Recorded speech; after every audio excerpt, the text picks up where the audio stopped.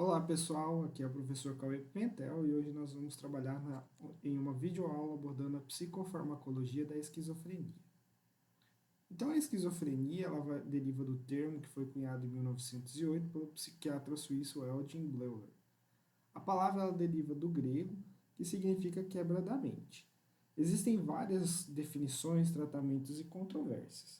O que é importante a gente destacar nesse momento é que a esquizofrenia ela afeta cerca de 1% da população e ela é uma das formas mais importantes de doença psiquiátrica, por isso que nós estamos estudando ela nesse primeiro momento. E ela atinge jovens e costuma ser crônica e geralmente é intensamente incapacitante. Vale destacar que existe um fator hereditário forte em sua etiologia e evidências sugestivas de alteração biológica fundamental. As principais características clínicas da esquizofrenia são, então nós podemos dividir em sintomas que são positivos e sintomas que são negativos. Os sintomas positivos incluem os delírios, as alucinações. Essas alucinações geralmente elas estão sob a forma de vozes que podem ser agressivas em suas mensagens, alterações do pensamento, compreendendo sequências do pensamento turbulento, megalomania, sentenças truncadas e conclusões irracionais, além de comportamentos anormais e desorganizados, como movimentos estereotipados, desorientação e até mesmo comportamentos agressivos. E a catatonia. A catatonia, ela pode parecer como uma imobilidade ou até mesmo uma atividade motora sem motivo.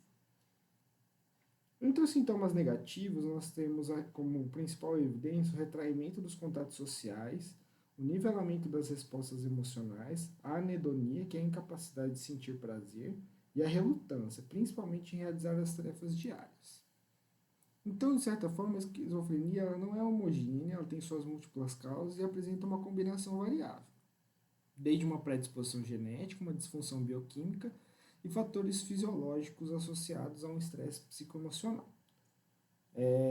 Costumam estar presentes também déficits na função cognitiva, por exemplo, a atenção e a memória, juntamente com ansiedade, culpa, depressão e autopunição, levando a tentativas de suicídio em grande porcentagem dos pacientes acometidos. Desses pacientes que tentam suicídio, 50% deles que são diagnosticados com esquizofrenia e cerca de 10% dos quais obtêm sucesso. O fenótipo clínico ele varia muito, particularmente com respeito ao equilíbrio entre sintomas positivos e negativos, e isso pode ter alguma tendência sobre a eficácia da medicação, ou seja, dos antipsicóticos em casos individuais.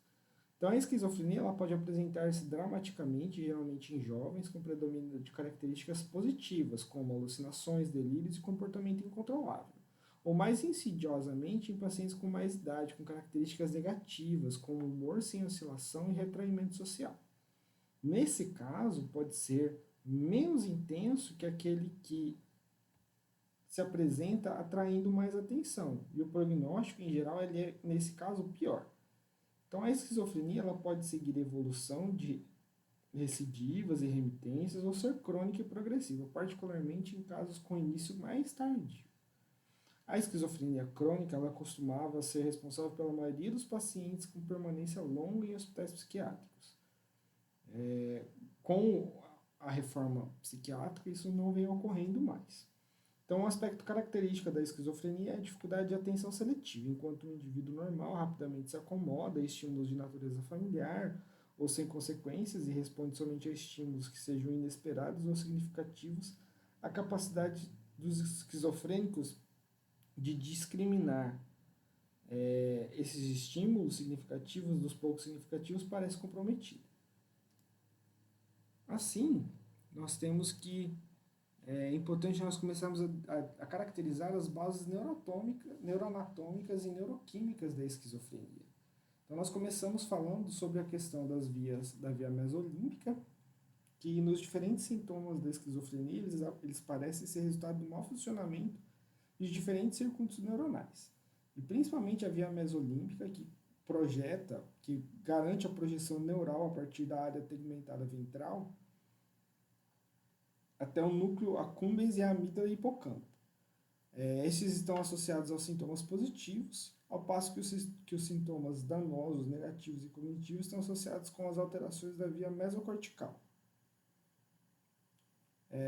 Entre os principais neurotransmissores envolvidos na patogênese da esquizofrenia, nós temos a dopamina e o glutamato. Vamos falar então principalmente da dopamina. Então, a teoria original da dopamina na esquizofrenia ela foi proposta por Carlson, e esse cientista ele recebeu o prêmio Nobel em 2000, em relação a essa descoberta que ele conseguiu, com base em evidências farmacológicas indiretas no homem e em animais de experimentação. Ou seja, a anfetamina ela libera dopamina no cérebro e pode produzir no homem síndrome comportamental indistinguível de um episódio agudo de esquizofrenia, muito familiar aos médicos que tratam usuários de drogas. Além disso, as alucinações são um efeito adverso da terapia com L-Dopa, que é uma medicação utilizada no tratamento da doença de Parkinson. No caso de experimentações em animais, ocorre a liberação de dopamina como causa padrão específico de comportamento estereotipado, que assemelha aos comportamentos repetitivos e algumas vezes vistos em esquizofrênicos. Então, potentes agonistas do receptor D2 da dopamina, como a bromocriptina, eles produzem efeitos semelhantes em animais e estes fármacos, semelhantes à anfetamina, exacerbam os sintomas de pacientes esquizofrênicos.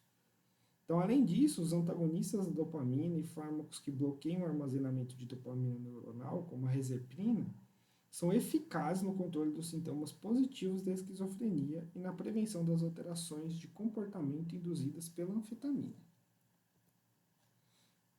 Assim, nós temos que atualmente não existe e provavelmente nunca haverá um tratamento único que cure esse distúrbio, podendo observar que a esquizofrenia ela tem característica multicausal. Vale destacar que na esquizofrenia, onde existem ainda as hospitalizações, esses pacientes sofrem as hospitalizações mais longas. O paciente esquizofrênico e a vivência em família promove maior caos na vida familiar. Isso envolve maiores custos e também maiores medos em relação à recidiva de episódios agudos da doença. Está associada a uma enorme ameaça à vida por comportamentos desorganizados e pelo também potencial suicida. É a psicopatologia mais estudada e ainda suas causas são um enigma não resolvido. Em relação à psicofarmacologia, nós temos a clorpromazina, que foi descoberta em 1952 e em 1954 iniciou sua comercialização como antipsicótico. Então, a clorpromazina ela é eficaz no tratamento de manifestações agudas e crônicas da esquizofrenia e na terapia de manutenção para prevenir a exacerbação dos sintomas esquizofrênicos. Sem o tratamento medicamentoso, estima-se que 72% dos indivíduos que sofreram um episódio psicótico apresentaram recidiva em um período de 1 ano. Essa taxa de recidiva pode ser reduzida para cerca de 23% com a administração da medicação contínua, ou seja, é um valor importante. Em relação à psicofarmacologia, é importante nós destacarmos o paradigma dos terços, onde a eficácia dos medicamentos antipsicóticos é reforçada pela terapia psicossocial adjuvante.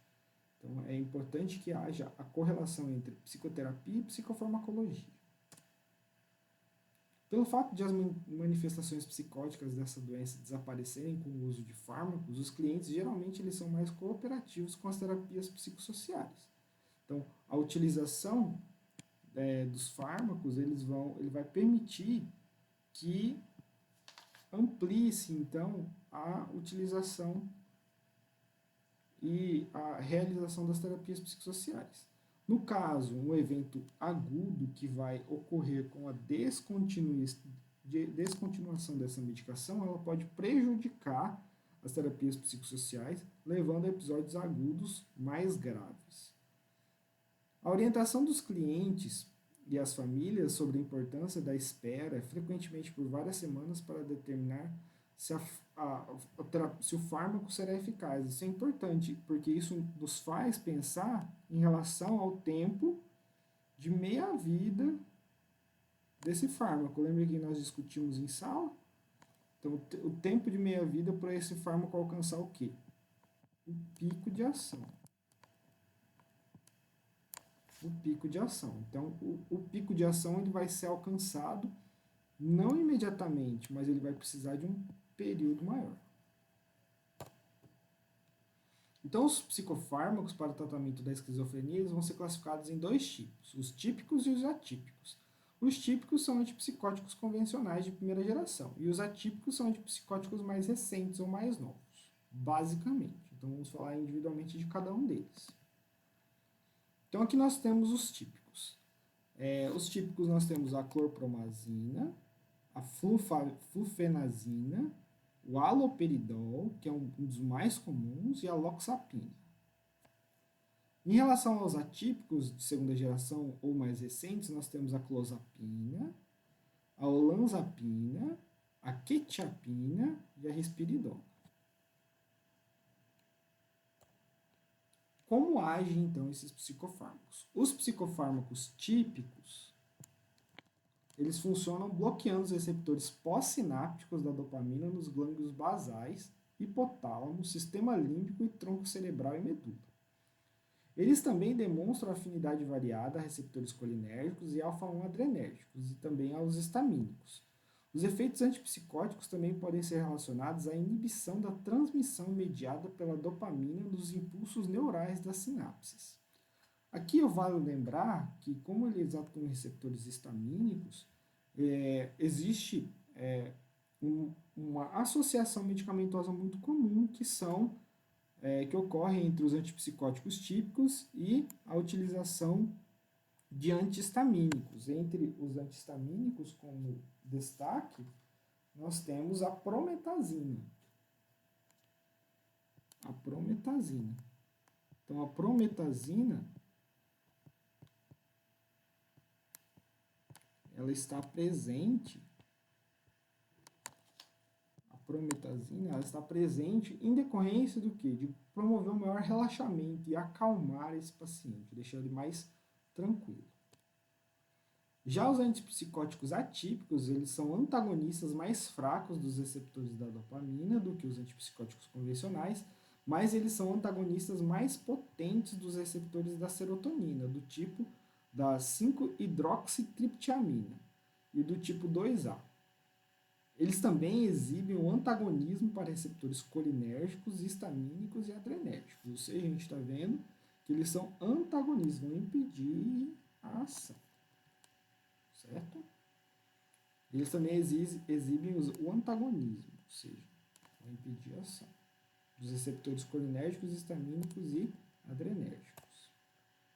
Quais seriam as contraindicações, precauções para o caso do uso desses psicofármacos? Primeiro, hipersensibilidade. Isso vocês vão ver em todos os medicamentos. Eu tenho alergia a esse medicamento, então eu não posso usar.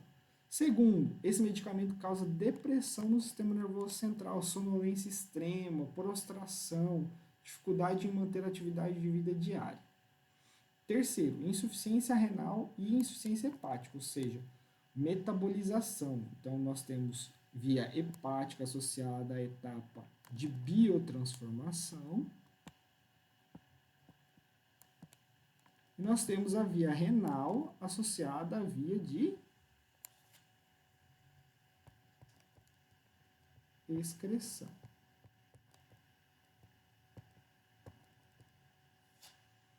Então é importante nós observarmos essas duas vias quando nós trabalhamos a farmacocinética e elas vão estar envolvidas em lesões desses órgãos-alvo em decorrência da utilização do medicamento.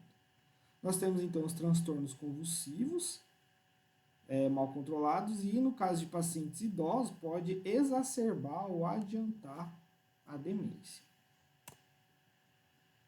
Entre as interações medicamentosas mais comuns entre os antipsicóticos típicos e atípicos, ou seja, a utilização de dois antipsicóticos pode exacerbar a sua ação, ou seja, gerar potenciais de ação muito elevados, né? Pode acontecer o quê? Episódios de hipotensão, ou seja, queda da pressão arterial, principalmente em usos, o paciente já tem uma história de uma hipertensão arterial, ele faz uso de antipsicótico, então, como é representado aqui nesse GIF.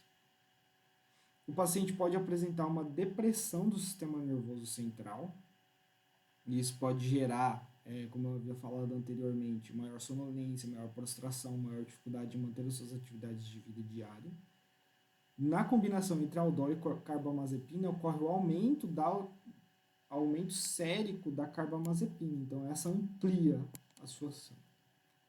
E a risperidona está altamente associada a um episódio de hipotensão ortostática, também representado pela figura aqui. Então, hipotensão ortostática é aquela hipotensão onde o indivíduo está deitado ou sentado e ele levanta abruptamente e ele sofre, então, uma hipotensão, ou seja, em decorrência da baixa oferta de sangue, o fluxo sanguíneo cerebral diminui abruptamente, o cérebro literalmente recebe um shutdown, ou seja, ele desliga e causa minutos de tontura e mal-estar generalizado, mas que resolve em pequenos minutos, poucos minutos. Quais seriam então os efeitos colaterais? Primeiro, o paciente que tem bloqueio da dopamina também resulta em sintomas extrapiramidais, então agitação, tontura, sensação de sufocamento, o paciente pode ter essa queixa.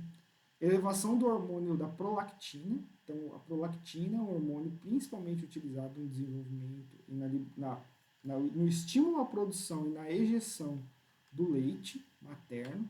Então pode acontecer a galactorreia, que é a descida do leite materno, principalmente em mulheres, fora do período de amamentação. E no caso de homens pode ocorrer a ginecomastia, que é o aumento da glândula mamária. O bloqueio colinérgico ele vai causar efeitos colaterais anticolinérgicos, como boca seca, visão turva, constipação intestinal, retenção urinária e taquicardia. Esses sinais e sintomas, esses efeitos colaterais, são altamente referenciados. É importante que o psicólogo ele conheça esses efeitos colaterais para intervir, né, poder orientar acerca da boca seca, ampliar a tomada de líquidos, evitar fazer uso de líquidos adoçados, por exemplo, refrigerantes, fazer hidratação labial, no caso de constipação intestinal, orientar a utilização de alimentos ricos em fibra, que tem potencial laxativo, retenção urinária também, otimizar a hidratação desse paciente, orientar que ele precisa ingerir bastante líquido. E a taquicardia é um sintoma que deve ser observado e monitorado. No caso do bloqueio dos receptores alfa-adrenérgicos, eles vão produzir, então, tontura, hipotensão ortostática, tremores e taquicardia reflexa, que foi o que a gente já discutiu no slide anterior sobre hipotensão ortostática. Ainda há o bloqueio de histamina, ele está associado ao ganho de peso, então o paciente apresenta ganho de peso, então esse paciente é o paciente que precisa estar amplamente acompanhado para a realização de atividade física, porque está associado ao ganho de peso, e sedação. Essa sedação é o paciente ter diminuição da sua atividade psicomotora. Então, o paciente fica literalmente hipoativo e hiporresponsivo. Pode ocorrer também a discinesia tardia, que é a movimentação limitada de alguns membros, dos membros superiores e inferiores, e a síndrome neuroléptica maligna, onde os sintomas incluem rigidez muscular parkinsoniana grave, febre muito alta, taquicardia, taquipneia, flutuações na pressão arterial, diaforese, que é aquele suor excessivo, e rápida deterioração do estado mental, até mesmo evoluindo para o estupor e para o coma. Então é uma síndrome, como o próprio nome dela fala, é maligna e precisa de atenção e atendimento de emergência. No caso, o paciente ele pode apresentar também a hiperglicemia e no caso desse paciente já ser diabético, pode ter uma piora desse diabetes. Então, importante o desenvolvimento de atividades juntamente com a equipe multidisciplinar. Algumas orientações importantes, então, acerca das medicações. Primeiro, ter cuidado ao dirigir ou operar máquinas perigosas, pode ocorrer sonolência e vertigem. Não parar de tomar o medicamento, isso é muito importante, tá? Por quê? Porque pode produzir sintomas de abstinência, como náuseas, vômitos, tontura, até mesmo gastrite, cefaleia, taquicardia, insônia e tremores. Então, a parada abrupta do medicamento pode causar sinais e sintomas de dependência química. Informar sempre a ocorrência dos seguintes sinais e sintomas ao profissional. No caso, caracteriza um médico, mas pode ser qualquer profissional de saúde, como febre, mal-estar, sangramento anormal, informação fácil de hematomas, náuseas, vômitos persistentes, cefaleia grave, desmaio, frequência cardíaca rápida, dificuldade para urinar, espasmos musculares e tremores, micção, ou seja, urinar, né? Diurese excessiva ou fome excessiva ou sede excessiva, que são sinais e sintomas da diabetes mellitus. Fezes claras, pele ou olho amarelos, isso pode representar o que? Insuficiência hepática, dano hepático. E incoordenação muscular e erupções cutâneas. Outras orientações importantes, sempre orientar o paciente a levantar lentamente, partir de uma posição sentada ou deitada para evitar uma queda súbita, ou seja, hipotensão ortostática. Então, ele sempre vai fazer em 3 momentos. Está deitado, senta e levanta. Se ele está sentado, senta, respira fundo e levanta. Isso é muito importante. Tomar goles frequentes de água, mascar chiclete sem açúcar, chupar balas duras se a boca seca for um problema. Os bons cuidados bucais, como escovação frequente e uso de fio dental, também são muito importantes. E pode ocorrer uma diminuição da capacidade desse paciente de ter uma higiene satisfatória. Importante sempre consultar um médico em relação ao tabagismo durante a terapêutica com neurolépticos, porque o fumo ele vai aumentar o metabolismo desses neurolépticos, requerendo então um ajuste de dosagem para alcançar o efeito terapêutico. Importante agasalhar-se no tempo frio e evitar exposição prolongada a temperaturas muito altas ou muito baixas. É mais difícil manter a temperatura corporal com esse medicamento. Então, o paciente tem ou tendência a não sentir frio ou não sentir calor. E evitar consumir o álcool, lógico. O álcool ele pode tanto potencializar os efeitos de uma droga ou de outra. Algumas orientações importantes que o psicólogo também pode apresentar é não consumir outros medicamentos, substâncias que interagem com o neuroléptico de uma maneira que pode ser prejudicial. Então, aqui que está o objetivo da nossa disciplina. E continuar a tomada de medicação, mesmo sem sentir-se bem, que é muito comum. O paciente sai do episódio, não tem alucinação, ele vai parar de tomar a medicação. Aqui vem o aconselhamento. Considerar que não seja necessário. Por quê? Porque os sintomas eles podem voltar se a medicação for descontinuada sem a observação necessária. Carregar também sempre um cartão ou outra identificação em todos os momentos com a descrição dos medicamentos que estão sendo tomados por aqui, para uma possível avaliação mais rápida das ações. Essas são as referências da aula.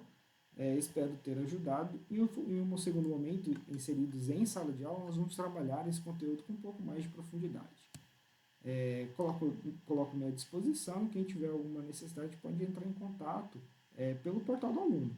Eu vou estar respondendo todos com prazer. Mas, pessoal, até mais. Tomem cuidado com a exposição nas vias, né? E vamos buscar pela prevenção da propagação desse coronavírus. Um abraço e até breve.